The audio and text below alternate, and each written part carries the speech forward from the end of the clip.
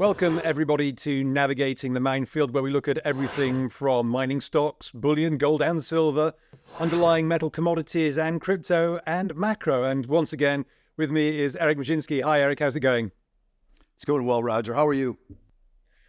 Doing very well. Doing very well indeed. It's been there's been some movement. So I'm going to say at the very beginning, because we're going to probably talk about a few individual names, that obviously this is not, what you're going to hear today is not investment advice. This is for educational and engagement purposes only. Do your own research, know what your goals are, know why you're investing and why you're picking the stocks that you might, and invest accordingly and know your risks.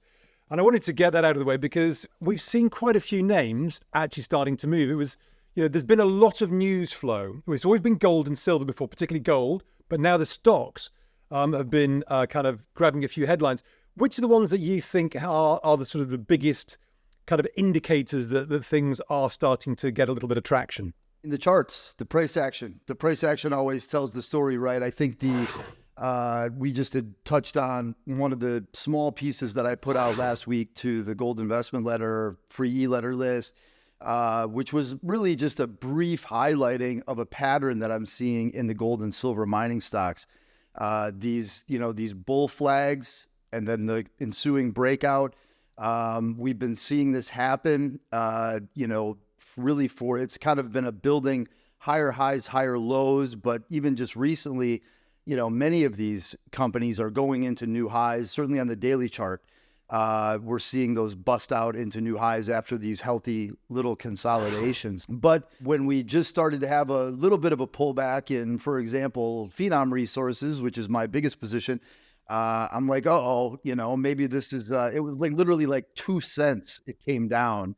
And then I pulled the chart up and I thought, this is such a really healthy pattern. It probably should come down another penny. And if it continues, it's higher highs, higher lows that continue to pop in here. And a lot of these companies have broken any intermediate term highs after consolidation, bull flags, higher highs, higher lows. So I think that the activity is very constructive across the board, but you are seeing leaders just like we always do, and you're seeing laggards. One of the bigger names, Newmont, I mean, that had quite an exceptional breakout. And that, I think, was on the back of its earnings, wasn't it? So this was just reported earnings and boom, out we go, break up. When you look at gold trading up here into the $2,300, $2,400 level, a lot of this move from 1900, 2000 is going right to the bottom line of these producers. So when we start getting, this is what I think is going to be a sustainable macro, trickle down trend from the producers. It's balance sheets. It's balance sheets that are going to see growth in cash flow and net income. And when you have just a move like we've had, so let's just call it, the 1950, 2000 area. And now you're seeing companies that for an entire quarter, say they're starting to print their sales on the gross revenue side of their physical gold at 2,300 or above. Remember, these companies have been forced to tighten their operations so far down to have a shot at being profitable with their all-in sustaining costs in the high teens. In terms of 1900, this has been an area that has been, sort of a cap and a benchmark, in even a mid-ground for years to get back to, and we've had dips below it, we've had pops above it. But now with this sustainable, I'm convinced it's a sustainable breakout in gold. What does it do from here? We'll see. But I do believe that, the amount of earnings improvement, the actual earnings that are coming into these producers is what will be the main driver of share prices higher. And I think what was quite heartening about that is that obviously we had that breakout in gold to 2,400. We had that little bit of consolidation down $100 back to 2,300. But the breakouts in a lot of these companies happened whilst the gold price was doing this downward consolidation. So what we'd seen before tended to be, these things didn't really go up when gold went up. And then when gold rolled over, they rolled over more. This time, they managed to pop, even with gold price consolidating on the downside. If we cut to the chase, Roger, this is an area that's got tremendous risk-reward potential from here. You've got, say it's even really the further you go down the chain, which is where I like to play, obviously, but down in the junior exploration companies, some of these have popped. Many of them are still dead in the water, trying to survive on very little money. Many of those companies we know, on the Canadian side with the TSXV and the CSE and some of these small exchanges, if you're American or you're in Europe, I mean, these would be private companies. They're tiny. They're very, very small. But in Canada and the way that those markets work, and even they're here on our OTC market in the US, they're publicly traded companies. So you can take advantage of that. If you believe that you've got an operator that can raise capital or has gotten the balance sheet down to keeping it to where, look, we're steady state. We don't need to raise any capital for the near term, but we really can't do much work. And we're not going to do that until we can raise money at a reasonable price.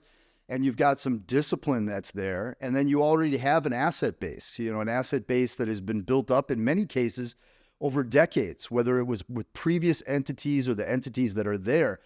To me, these are real huge opportunities. I mean, you're talking about the reason I got into the junior mining sector initially was when I started to see real, 10, 20, 50, 100x returns from real people who played that cycle and got the right company and had their life changed. That intrigued me, and it still does. I look at it like it's venture with a little bit of liquidity, not a bad thing. And it can turn into a lot of liquidity as the money starts to trickle down, because you do see, as long as the gold price, if we're talking about gold miners, silver miners, if those prices stay sustained in the 2000s, anywhere, you're going to see very profitable producers. What do? They have to secure their future.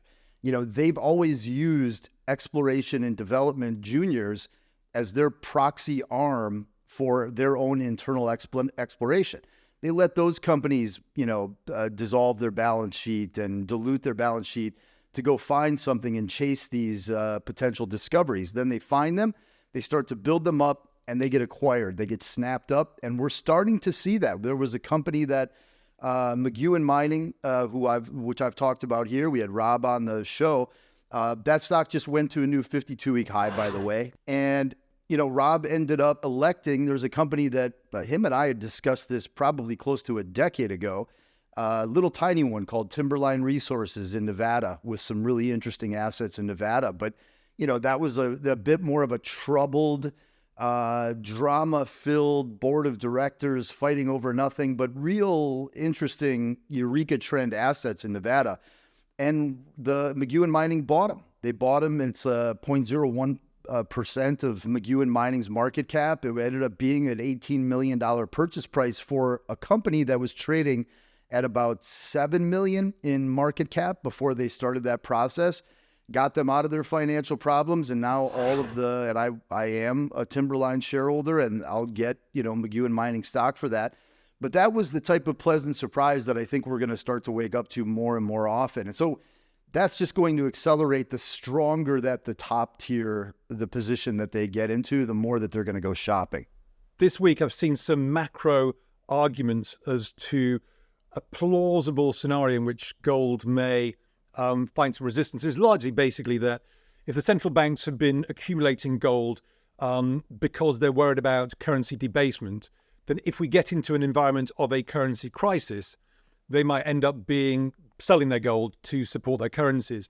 And there's been a lot of talk that it looks like China might be laying the ground for a devaluation of the renminbi. Now, no one really knows, but they've been hoarding copper, so they've got some big copper reserves that have built up.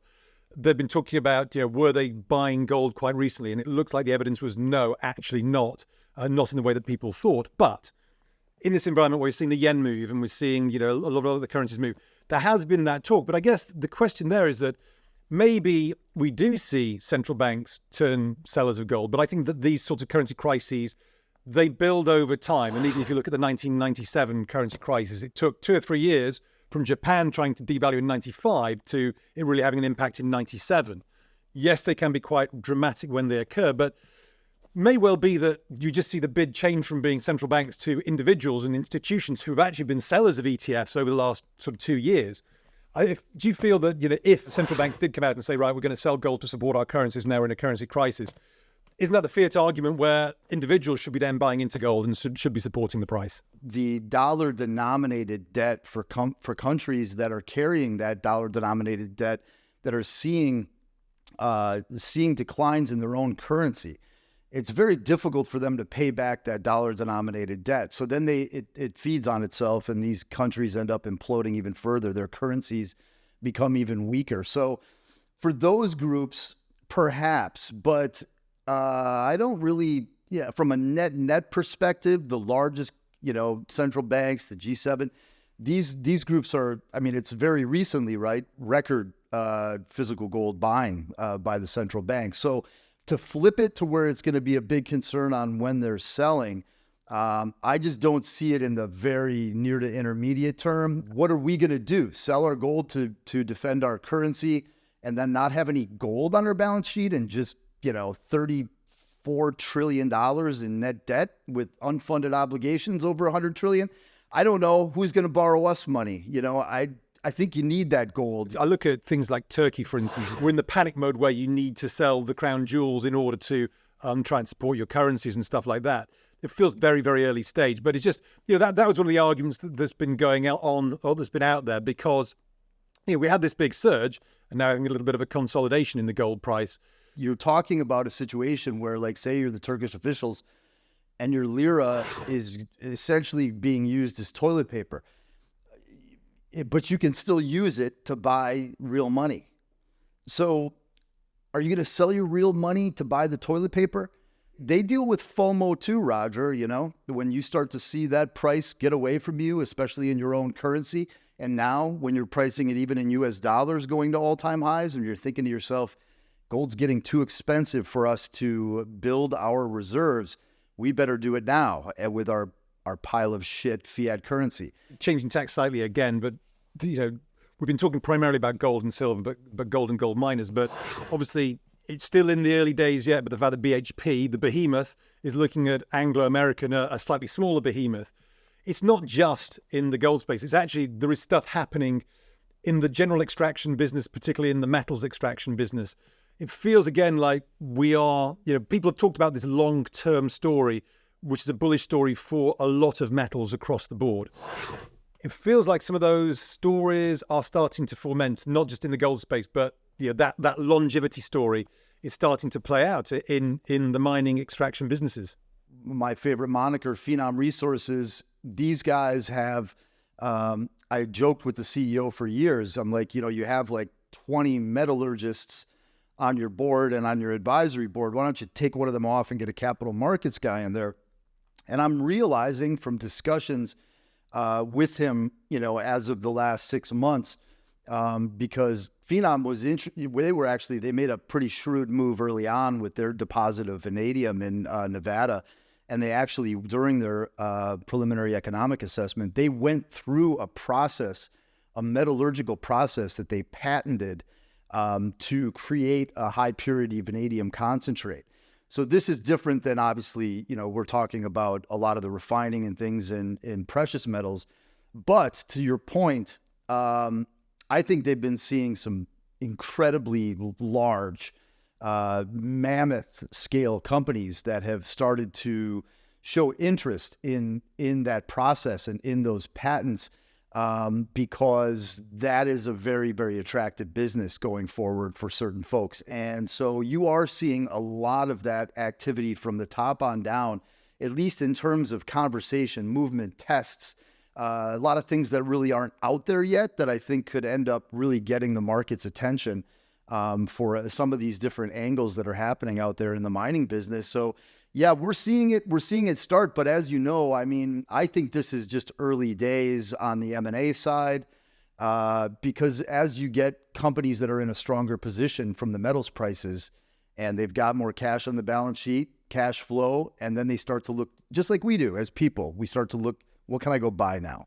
What's interesting about this space is that, we obviously talk about it every week, and so we sort of see small moves to the upside breaking out, and we get really excited. I was actually talking to another friend who's in this space, and I was sort of saying how it's getting very exciting, and he is more of a realist, having been, like yourself, but on the institutional side. And he said, Well, Roger, I wouldn't say it's hot yet. It's going sort of maybe from lukewarm to slightly less lukewarm, because overall the sentiment from the institutional side, the individual side, still remains: we hate this sector, we're not involved in this sector, and at least up until the last couple of weeks, they've generally been net sellers rather than buyers. The awareness is still only just shifting at the margins. I mean, those are the stages you want to see, right? Early on, you still have a lot of skepticism, some hate.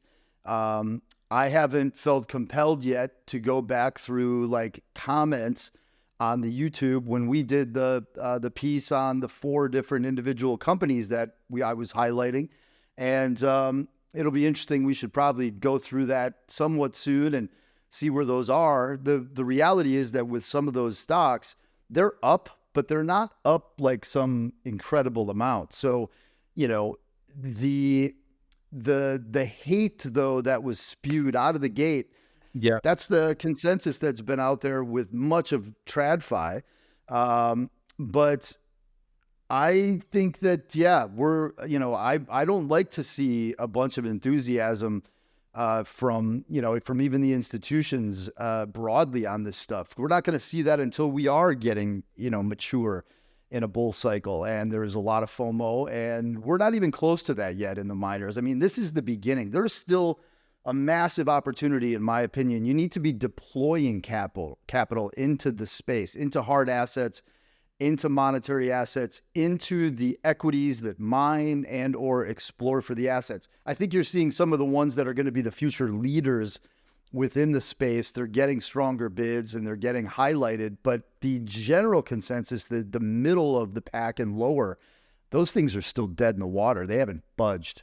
The FT in the last couple of days, and we're filming this on the 29th of April, but I think they showed, I think it's a chart from Scotiabank, which showed the valuations of the sector still pretty much being at rock bottom. And like you said, although some of these price moves are dramatic, if you look over 6 months, when you look over 6 years plus, you can see the higher highs from 3 years ago, 6 years ago are very, very clear. And obviously from 2011 are way up in the stratosphere compared to where we are today. So maybe this is what we do next week was maybe we just do a quick review and have a look at some of these names, see where they are, and see what sort of price action we've seen compared to where their historical prices have been, just so people can get a sense of what's happened, but potentially where they can still go. We had a day, I forgot which day it was last week, where we had gold and gold miners were up. The markets were down big. I think it was Wednesday or Thursday. And we may see more of that type of activity. So that will bring in more capital into this space. On some of the gold mining and silver mining companies, I think we're not quite like at, you ring the bell, like you better get on or you're going to be lost. But some of these, we're pretty close. Like you need to be looking here. If you want value that actually can provide returns in a cyclical space that has historically proven itself to be so, in the beginning of a new cycle, it's where you're going to make the most money. Because if gold is going to 3,000, I mean, you want to talk about the margins that a lot of these producers are going to have at 3,000, 3,200, 2,800 versus even here, 23, 2,400. These are going to be cash flow machines. And that is going to be, those are things that people want to own, institutions and retail alike.